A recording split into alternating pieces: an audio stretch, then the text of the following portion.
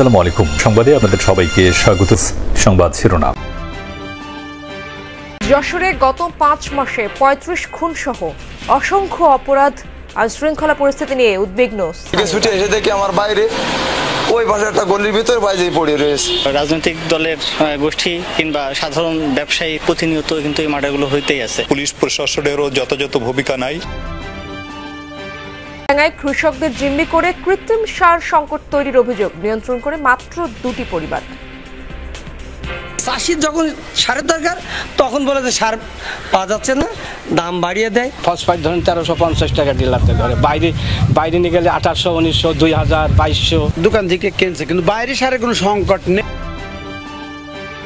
Gaza city দখলে মরিয়া Israel, আরও 67 ফিলিস্তিনির প্রাণহানি। পশ্চিম তীরের সার্বভৌমত্ব প্রতিষ্ঠার চিন্তা ছাড়ল আবুধাবির হুমকিতে। স্বচ্ছ ভোট উপহার দিতে চায় ডাকসু নির্বাচন কমিশন। বাইরের নয়, বরং কাজের চাপে রয়েছে কমিশন, এমনটাই জানালেন চিফ রিটার্নিং কর্মকর্তা ডক্টর মোহাম্মদ জসিমউদ্দিন। শনিবার রাতে তিনি জানান, বুথের সংখ্যা বৃদ্ধি, লেভেল প্লেইং ফিল্ড তৈরির ওপর গুরুত্বারোপ করা হচ্ছে। বিশেষ নজরে রাখা হয়েছে সাইবার বুলিং ইস্যুটি। আমরা কোনো ধরনের সেরকম কোনো চাপে নাই, আমাদের কাজের চাপ বেশি, আমরা কাজগুলো করতেছি। সাইবার বুলিং এবং আরও যে অভিযোগগুলো আসতেছে সেগুলো নিয়ে আমরা দিনরাত কাজ করছি। আমরা চেষ্টা করতেছি এই জিনিসটাকে কত কমিয়ে আনা যায়, যত স্বচ্ছতা আনা যায়, সেই বিষয়গুলো নিয়ে আমরা দেখছি। সার্ভিস রোড বা আলাদা লেন নেই দেশের বেশিরভাগ মহাসড়কে। ঝুঁকি নিয়ে মূল সড়কে চলেন স্থানীয়রা। সড়ক দুর্ঘটনার যা অন্যতম কারণ বলছেন বিশেষজ্ঞরা। আবার শহরের ফুটপাথ বেদখলে নয়তো চলার অনুপযোগী থাকায় পথচারীরা চলেন মূল সড়কে। বিশ্লেষকদের মতে এমন অবহেলাজনিত দুর্ঘটনার দায় নিতে হবে রাষ্ট্রকে। মহাসড়কে হরহামেশাই চলছে রিক্সা, অটো, সিএনজি বা নসিমন, দ্রুত গাড়ির জন্য যা অন্যতম বড় বাধা। ফলাফল সংঘর্ষ ও দুর্ঘটনা।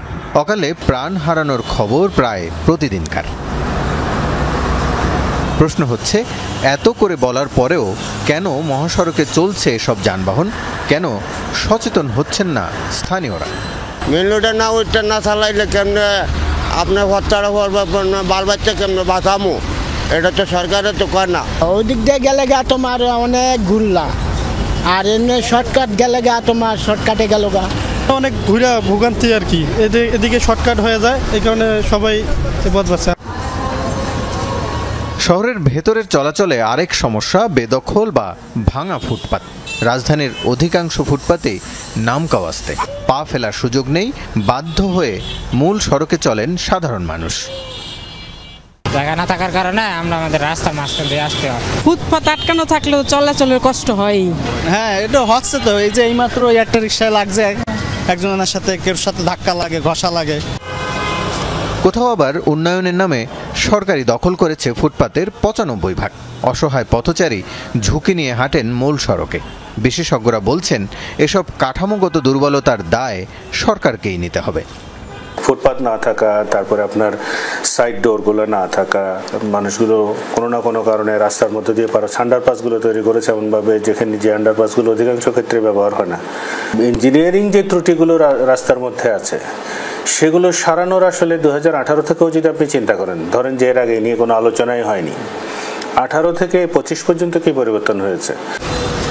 তারা বলছেন, সরকার অর্থের অভাব বা জমি বাঁচানোর দোহাই দিলেও তা যৌক্তিক নয়, বরং এর অনেক বেশি অর্থ অপচয় হয় প্রতিনিয়ত। মহাসড়কে সার্ভিস রোড না থাকার মূল কারণ পরিকল্পনার ঘাটতি। যেটা প্রয়োজন ছিল আমাদের প্রতিটা মহাসড়কের পাশে অন্তত লোকাল ভেহিকেলগুলো চলাচলের জন্য একটা সার্ভিস লেন করা। আমরা যদি মিনি বাস টাইপে দিতে পারি যাতে কিনা লোকাল ভেহিকেল চলাচল করতে পারে, বা ক্রসিং ফ্যাসিলিটিগুলোকে ঠিকভাবে ডিজাইন করা, এগুলো করার মাধ্যমে কিন্তু আমরা এই সাময়িক সময়টা কভার করতে পারি। এইটার জন্য যে যদি কোনো মানুষের প্রাণহানি হয় কিংবা দুর্ঘটনার মধ্যে পড়ে, এটার দায়িত্ব তো আসলে রাষ্ট্রকেই তো এর ক্ষতিপূরণগুলো দিতে হবে, কিংবা তার পুরো পরিবারের দায়িত্ব নিতে হবে যদি কারো প্রাণহানি এখানে ঘটে। বিআরটির হিসেবে 2020 সালে সড়কে মৃতের সংখ্যা 3900 জন, 2021 সালে 5000, আর গেল বছর 5300 মানুষের প্রাণ গেছে দুর্ঘটনায়। যশোরে গত 5 মাসে হত্যাকাণ্ড হয়েছে 35টি, ধর্ষণ 22টি। থেমে নেই চাঁদাবাজি, অপহরণ কিংবা ছিনতাই। অপরাধ প্রবণতা বেড়ে যাওয়ায় আতঙ্কিত জেলাবাসী। রাজনৈতিক নেতারা বলছেন, আইনশৃঙ্খলা বাহিনীর অবহেলার কারণেই বেড়েছে অপরাধ। পুলিশের দাবি, পরিস্থিতি নিয়ন্ত্রণে রাখার চেষ্টা চলছে। যশোর মনিরামপুর উপজেলার রাজগঞ্জ বাজার ৩০ আগস্ট এই চায়ের দোকানে বসেছিলেন স্থানীয় ওয়ার্ড আওয়ামী লীগের সেক্রেটারি আশরাফুল ইসলাম। হঠাৎই সেখানে আশরাফুলকে ছুরিকাঘাত করে এক দুর্বৃত্ত। মৃত্যু নিশ্চিতের পর পালিয়ে যায় ঘাতক। পূর্বে যে ধরে জায়গা মানে একটা বিষয় যে নিয়ে জায়গার সাথে শত্রুতা ছিল, তারা আসতে গিয়ে ওই পাশে সমিলের পাশে ওই জায়গায় দাঁড়িয়ে পড়ে দলমল পাকাচ্ছে। আমি চার কাপটা কোনো রকম রেখে ছুটে এসে দেখি আমার বাইরে ওই পাশে একটা গলির ভিতরে বাইরে পড়ে রয়েছে। পিছন দিয়ে একটা লোক ঢুকলো, আমি মুখের দিকে তাকাইনি। এবারে ঢোকার পরে দেখি ওই জায়গায় হাতাহাতি হচ্ছে। হাতাহাতি হলে তা আমি বলছি কি এর ভিতরে কোনো গন্ডগোল করবেন না। এই ঘটনার একদিন আগেই চাঁদা দিতে অস্বীকৃতি জানালে হামলা চালানো হয় মনিরামপুরের চা দোকানি পিকুল সহ ৫ জনের উপর। মারধরের পর চিকিৎসাধীন অবস্থায় প্রাণ হারায় দোকানির ভাই মিন্টু। গুরুতর আহত পিকুল ও তার ভাই সেন্টু এখনো হাসপাতালে। এই ঘটনায় স্বজনরা মামলা করলে গ্রেফতার হয় 2 জন। বহিষ্কার করা হয় ঘটনার মূল হোতা পৌর বিএনপির শ্রম বিষয়ক সম্পাদক সাব্বির হোসেনকে। চান্দা নিয়ে হিসেবে মারে, তখন চান্দা মান্দা দিতে পারিনি বলে আমার সেই ছেলের মেরে ফেলাইছে। সেই ছেলে আমার মরে গেছে, এখন দুটো আছে বাজারে, হাসপাতালে আছে দুটো। শুধু এই 2টি হত্যাকাণ্ডই নয়, এপ্রিল থেকে আগস্ট পর্যন্ত জেলায় 35টি খুনের ঘটনা ঘটেছে, হয়েছে 22টি ধর্ষণ। থেমে নেই চাঁদাবাজি, অপহরণ বা ছিনতাই। প্রতিনিয়ত কিন্তু এই মার্ডারগুলো হইতেই আছে এবং বিশেষ করে এটা রাজনৈতিক দলের গোষ্ঠী কিংবা সাধারণ ব্যবসায়ী থেকে শুরু করে যে কেউ চাঁদাবাজি এবং হত্যা, এই ধর্ষণ, এই বড় বড় নৈরাজ্যগুলো ঘটে চলেছে।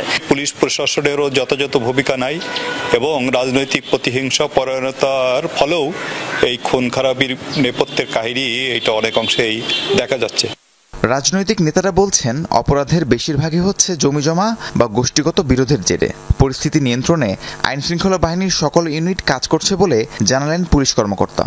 অধিকাংশ জায়গায় জমি জমা সংক্রান্ত এবং নিজেদের মধ্যে আভ্যন্তরীণ বিরোধ, গোষ্ঠীগত বিরোধ, বিভিন্ন কারণে এটা হয়েছে। আমরা অত্যন্ত আন্তরিকতার সাথে দেখে এই ঘটনার সাথে কারা জড়িত তাদেরকে আইনের আওতায় আনছি এবং আমরা জেলা পুলিশের মাধ্যমে আমরা যশোরবাসীকে জানাতে চাই যে যশোরে কেউ অপরাধ করে পার পাবে না।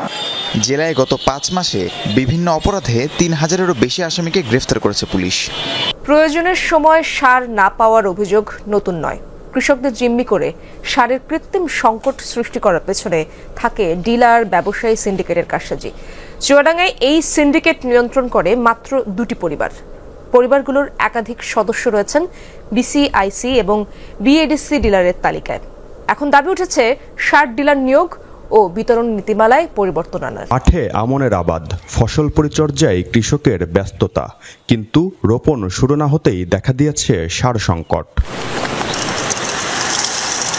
কৃষকদের অভিযোগ, ভর্তুকি মূল্যে ইউরিয়া ও নন ইউরিয়া সার তাদের কাছে পৌঁছানোর জন্য ইউনিয়ন পর্যায়ে ডিলার নিয়োগ করে সরকার, কিন্তু চুয়াডাঙ্গায় ডিলারের কাছ থেকেই চাহিদা মোতাবেক মিলছে না সার।